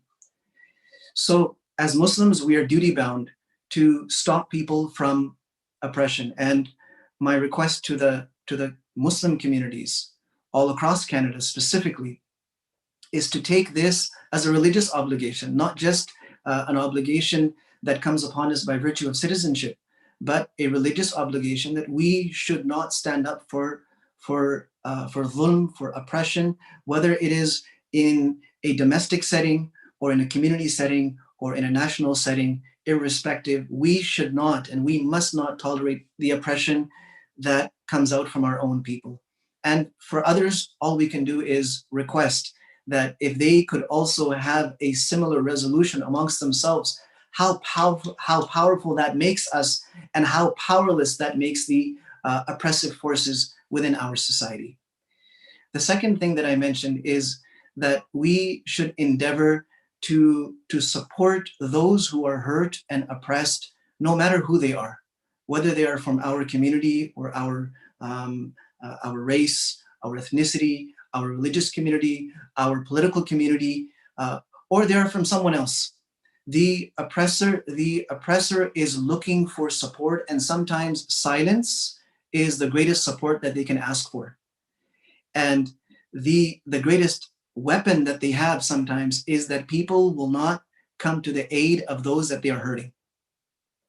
But when people are made aware of the fact that no, this is a society that prides itself on helping those and assisting those who are being dealt with in an unfair way, in an oppressive way, in a tyrannous way, and they will not let people get away with it, then it really sort of tightens the noose on those who endeavor to thrive at the cost of hurting others. The third thing is that there's a saying in Arabic that says, "An-nasu a'da'un lima jahilu." People are enemies of that which they know not. When we are unfamiliar with something, we tend to either keep our distance from it and we become wary of it. When that thing that we are unaware of or unfamiliar with happens to be a person, then that distances us from that person. If we don't understand the person or know where they're coming from, and this is a very broad, it's a very broad statement. It has so many applications.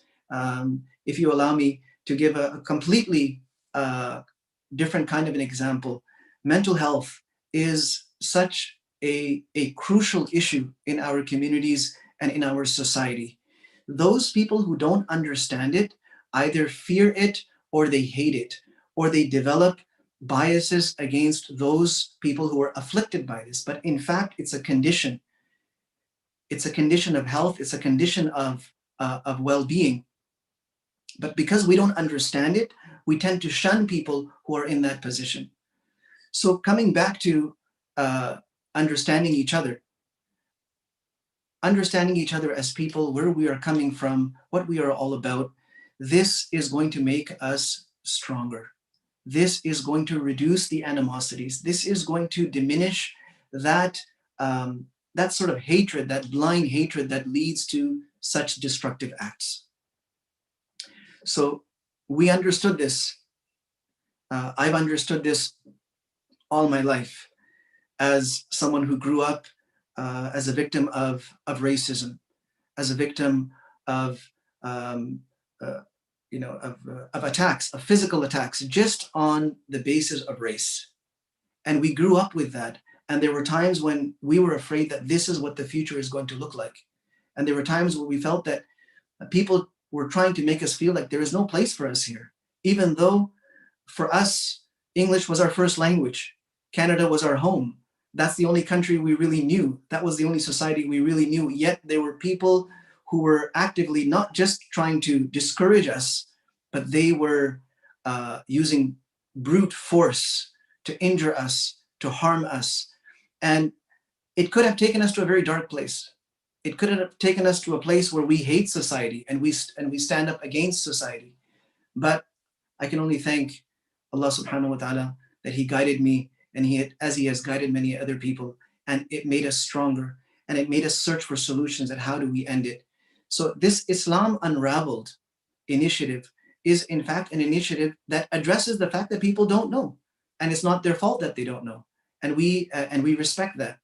However, what we've seen in Canadian society is, by and large, people are interested in hearing the other side.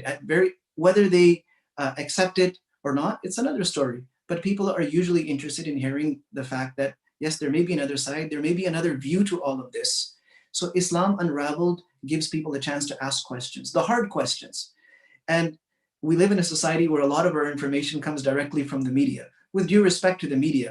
But the media is a place where we can get updates on events, but that's not where we learn about cultures and societies and religions and civilizations. That's not what we turn to. We turn to institutions, we turn to educators. So Islam Unraveled is an educational initiative to help those who wish to understand better understand. If we can engage in a learning process together where we learn about each other, then it will make it easier for us to live together. So again, I cannot find the words of appreciation and thanks to all of you, Brother Bilal, Brother Haroon. Thank you so much for organizing this in such a beautiful way. I know there are many volunteers in the background as well.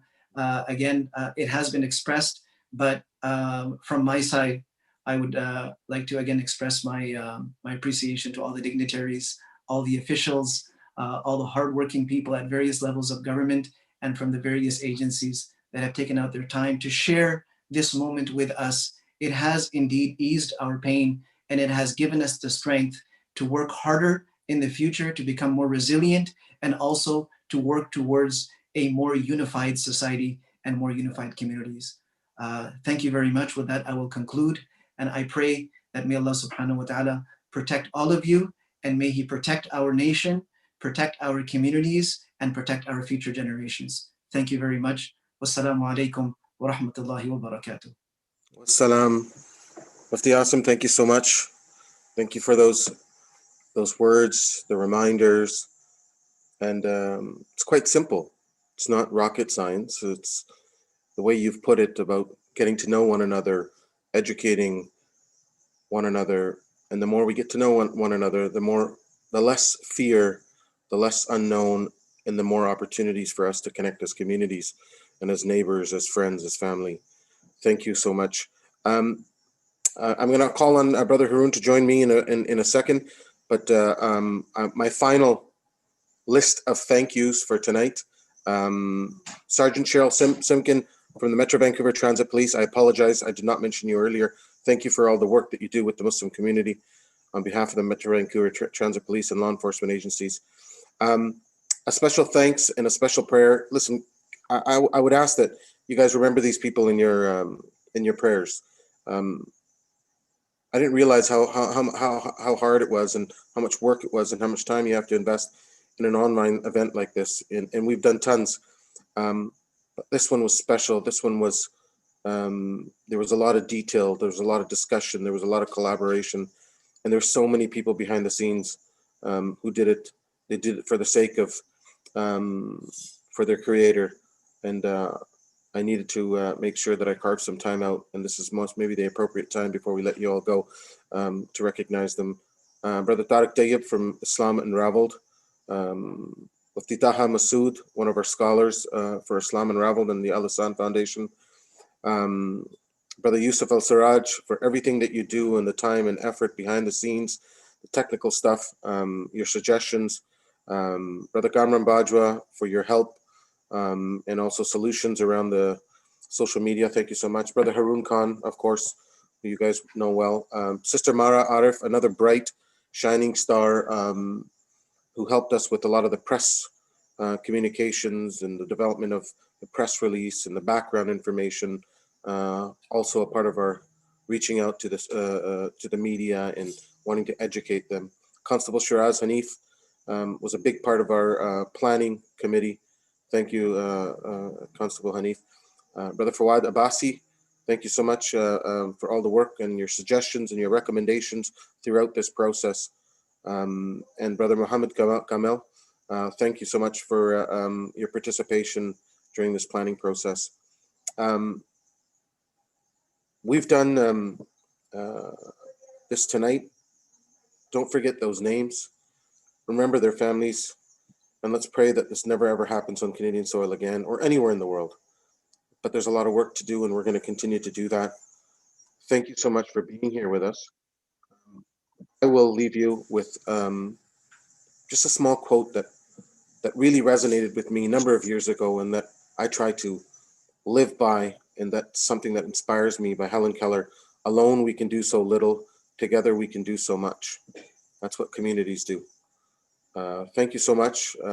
Apologies if I said anything or I didn't mention someone or offended anyone. That's not my intention. Thank you for being with us. God bless you, and God keep you safe, all of your family safe during these times. And let's pray that we can get back together soon, very soon. And let's pray for the end of this pandemic. And thank you, everyone at all levels of government, for everything that you're doing, for keeping us safe and fighting this pandemic on our behalf. Brother Haroon?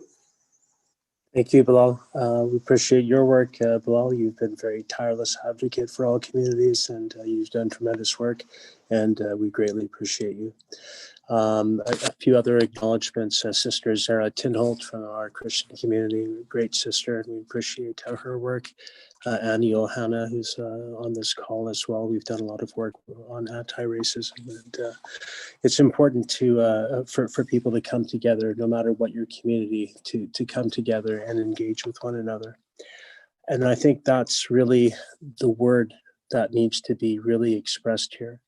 And Mufti Aasim Rashid put that down as well. Hatred and fear is caused by ignorance. When you don't know that the person in front of you is composed of the same flesh and blood as you are, but they may have a different color, they may have a different belief, they may have a different orientation. They're all human beings. We're all brothers and sisters. And this violence that people commit against one another, it's been happening since time immemorial, and it will keep happening because it's part of the human experience, the existence that we're all in. As a father, as a son, I look to the safety of my own children as a huge, very important priority, and I'm sure all of us do. And so for all of our children and for the generations to come, we have to look out for one another. If you see an injustice against one, it's an injustice against all of us. And let us not let the deaths of these people coming to pray in the masjid go in vain. When you see something, do something. And when you can't, ask somebody to help, and there are people to help. And so this is how we can unravel the knot of ignorance. And that's an important thing. So Islam Unraveled is a great organization. Mufti Aasim Rashid, Tariq Tayyib, the entire team have done tremendous work tirelessly without asking for any credit. And but credit is due. And everybody on this call, we appreciate each and every one of you for taking this time. So I leave you with this, that we're all brought into this world in nations and tribes, different seeds, so to speak, not to fear or mistrust one another, but to know each other. And if we know each other, let's love each other. So thank you. God bless you. Assalamu alaikum. Peace be unto us all. Assalamu alaikum.